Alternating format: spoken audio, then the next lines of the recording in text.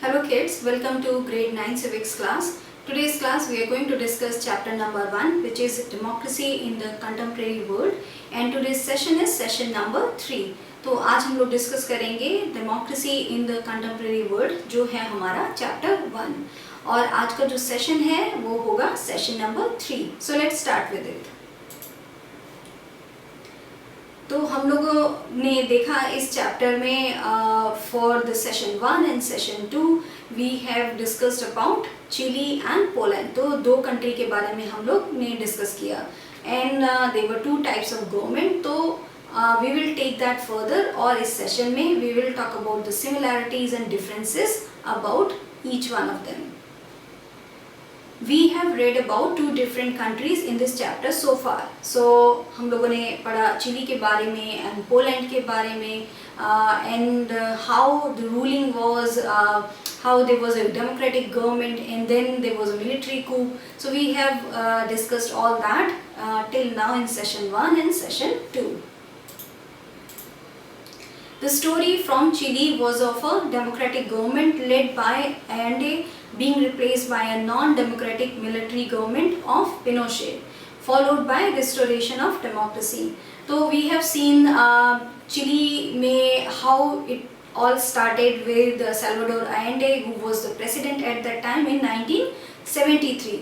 तो आपको याद है बच्चों, 1973 में जब वो प्रेसिडेंट थे तो एक मिलिट्री कूप हुआ जो हम लोगों ने पढ़ा था सेशन 1 में, and it was led by Augusto Pinochet. तो वो थे जनरल उस समय मिलिट्री के, उन्होंने ये लीड किया military coup. And we have discuss की हाउ जो there was the defence minister who was arrested, and then Salvador Allende, he knew that his life was in danger and also country was in danger, but still he refused to resign. And after that his house was bombarded, and he died in that.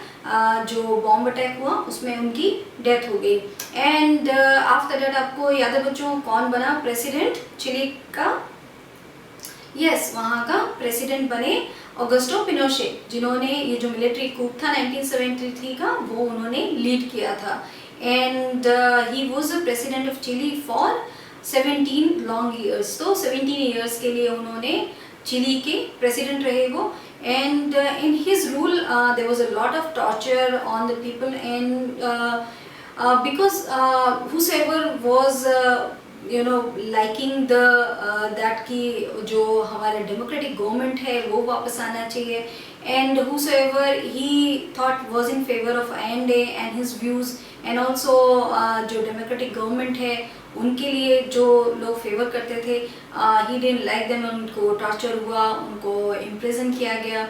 So this is all what he did. And then in 1988 Pinochet put a referendum, and he thought people are going to say yes for him, but people still believed in जो एक democratic government है उसमें, and जो Allende का मानना था. And we have also discuss बच्चों, आपको याद है जो सैल्वाडोर Allende की एक लास्ट स्पीच थी that he gave on the radio when he knew that his life was in danger and also country was in danger. So we have read a part of it, और उस part में he discuss की how he still has faith कि government जो होगी वो democratic government फिर से आएगी, और जो इस तरीके से वायलेंस से टेक ओवर किया जा रहा है, वन डे वो जो है वो फिर से डेमोक्रेटिक गवर्नमेंट को फिर से चिली में राज्य होगा. तो वही people still believed in Allende, and then we have seen कि जो पिनोशे की गवर्नमेंट है उसका एंड हुआ, एंड देन सिंस देन वहाँ पे 4 प्रेसिडेंशियल इलेक्शन हुए which was contested by the different political parties. And उसमें in 2006 में वी सॉ कि Michelle Bachelet, she became the president of Chile, and she was the first defence minister of Latin America. तो this is how the things changed in Chile. They went from being a democratic, जो एक party थी वो rule कर रही थी, from there they went to a military rule, and after that they went back to democratic government. So this is what we have discussed in session number 1. In Poland we track the transition from a non-democratic government to a democratic government. And in Poland में हम लोगों ने session number 2 में क्या देखा कि हम लोगों ने ट्रैक के एक ट्रांजिशन जो हुआ वहाँ पे वो एक नॉन डेमोक्रेटिक गवर्नमेंट से एक डेमोक्रेटिक गवर्नमेंट में हुआ. सो हम वी हैव डिस्कस कि हाउ एक लेनिन शिपयार्ड में there was a strike because people thought कि जो एक लेडी वर्कर को अनजस्टिफाइड निकाला गया था जॉब से, she was a crane worker, so people were on strike for that. And that strike was illegal because there was no independent trade union at that time.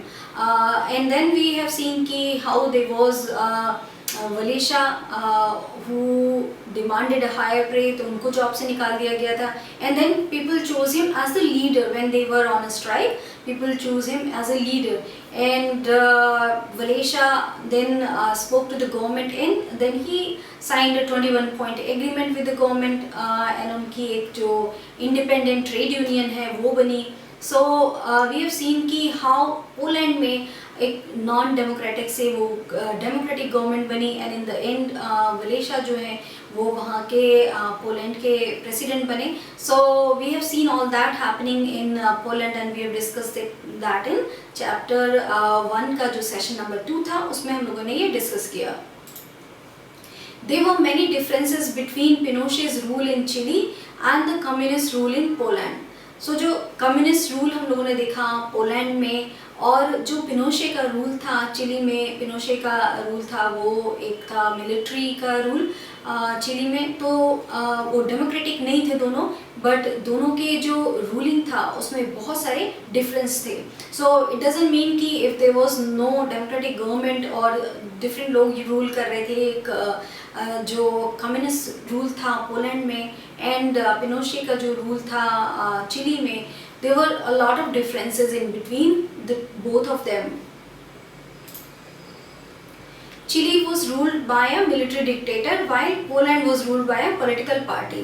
तो chilli का जो rule था वो rule किया था military dictator Augusto Pinochet ने, and Poland का जो रूल था वो एक पॉलिटिकल पार्टी थी, वो एक कम्युनिस्ट पार्टी थी जिन्होंने रूल किया था वहाँ पे. The government of Poland claimed that it was ruling on behalf of the working class. तो जो गवर्नमेंट ऑफ पोलैंड है, जो एक कम्युनिस्ट पार्टी की जो एक रूलिंग थी वहाँ पे, उन्होंने हमेशा ये क्लेम किया कि वो रूल कर रहे हैं ऑन बिहाफ ऑफ द जो वर्किंग क्लास हैं, उनके बिहाफ पे वो रूल कर रहे हैं. So this is how they projected themself कि वो जो उनका रूल है वो एक जो सारा वर्किंग क्लास होता है उसके लिए वो सारा काम कर रहे हैं. Pinochet made no such claims and openly favored big capitalists.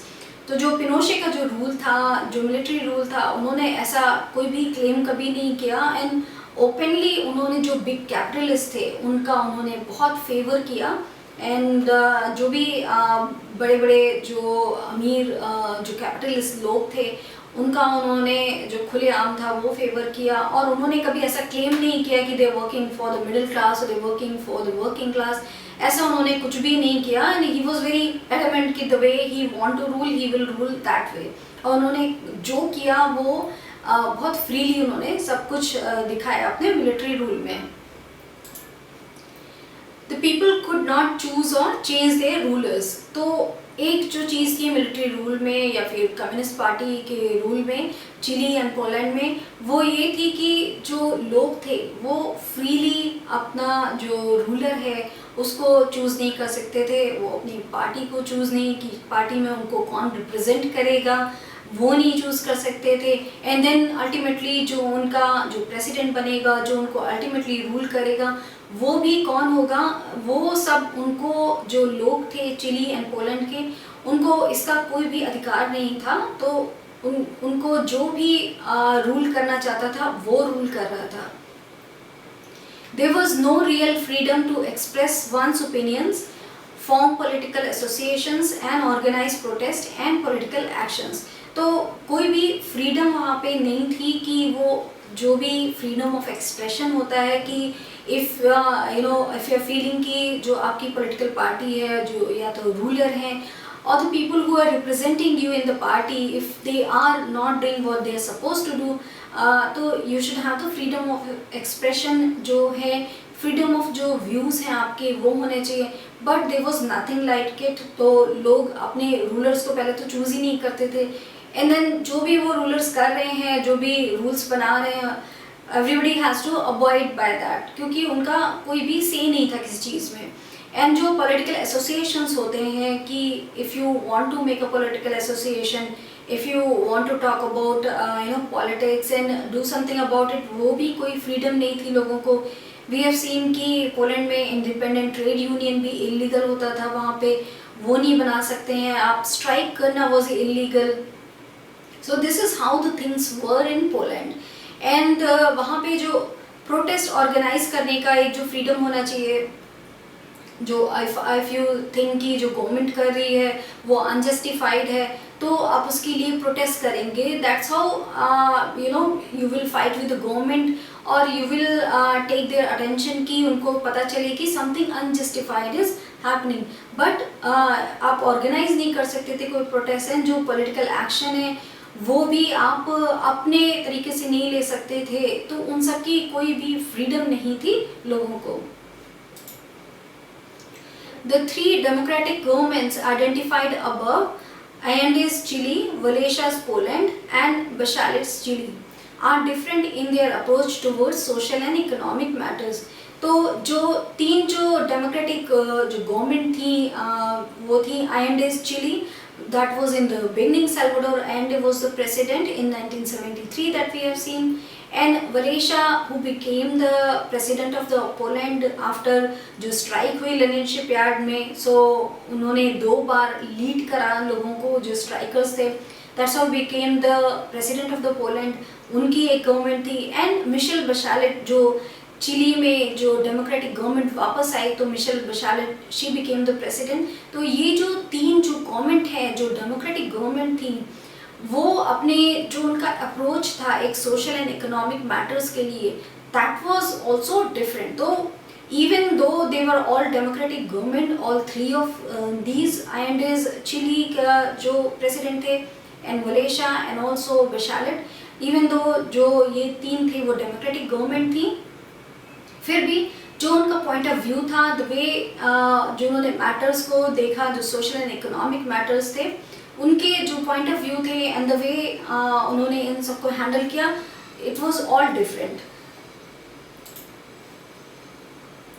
Allende preferred government control on all big industry and the economy. तो सैल्वाडोर Allende जो थे उनको ये ठीक लगता था कि जो गवर्नमेंट कंट्रोल हो, वो सारी जो बिग इंडस्ट्रीज़ हैं एंड जो इकोनॉमी पे भी कंट्रोल हो, वो गवर्नमेंट का कंट्रोल होना चाहिए। तो this was Allende's point of view and this is how he ruled. Wałęsa wanted the market to be free of government interference. तो वलेशा ने जो पोलैंड को उन्होंने रूल किया, तो उनका point of view was completely different जो हमारे चिली के प्रेसिडेंट का पॉइंट ऑफ व्यू था। Walesa wanted the market to be free, जो गवर्नमेंट इंटरफेरेंस है उससे बिल्कुल वो बिल्कुल फ्री रखना चाहते थे मार्केट को। तो ये जो 2 पॉइंट ऑफ व्यू थे, इवन दो डेमोक्रेटिक गवर्नमेंट थी, बट इन दोनों का जो देखने का नज़रिया था, सोशल एंड इकोनॉमिक जो चीज़ें थी, उनको मैटर्स को डील करने का, वो बिल्कुल डिफरेंट था। एंड जो थर्ड थे मिशेल बशालेट, जो चिली की प्रेसिडेंट बनी, वो जो थी Bachelet stand somewhere in the middle on this issue. तो Bachelet was not against it, Bachelet was not for it, तो Bachelet was somewhere in the middle. तो वो एक जो उनकी सिचुएशन थी वो बिल्कुल ही इन दोनों से डिफरेंट थी, and she was in the middle. So we have seen कि हाउ डेमोक्रेटिक गवर्नमेंट में भी views can be different, and we have seen how democratic government was different from the communist की जो गवर्नमेंट थी, and also जो military का ruling था उससे कितना डिफरेंट था। Yet these 3 governments shared some basic features.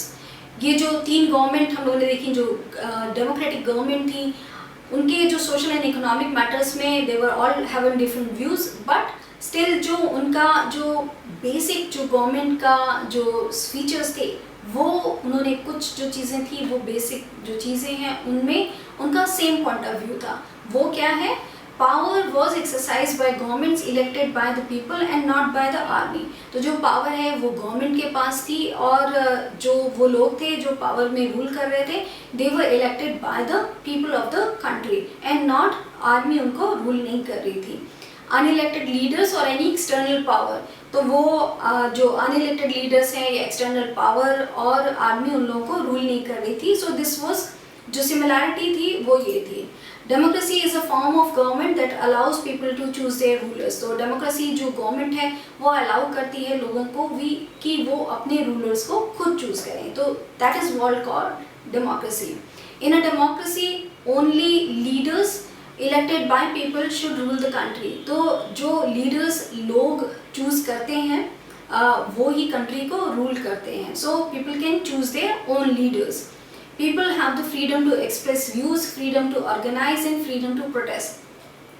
तो now in democracy ये जो दो basic features हैं democracy के, वो है कि people can choose their own leaders, वो leaders choose कर सकते हैं अपने कि कौन उनको rule करेगा, and also लोगों के पास freedom to express जो उनके views हैं वो express कर सकते हैं। फ्रीडम टू ऑर्गेनाइज है जो पहले नहीं, जो कम्युनिस्ट पार्टी में जो मिलिट्री रूलिंग है उसमें नहीं होता है ये, एंड फ्रीडम टू प्रोटेस्ट। तो ये जो दो फीचर्स हैं, freedom to protest, freedom to organise and freedom to express, and also democratic government में लोग अपने रूलर्स को खुद चूज करते हैं। तो ये दो बेसिक फीचर्स हैं डेमोक्रेसी के।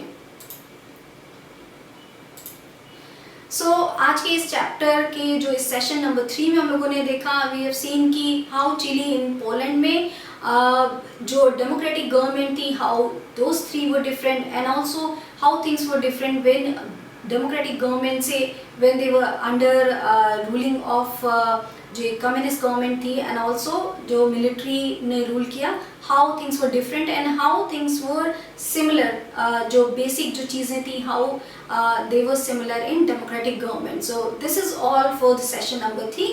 Thank you.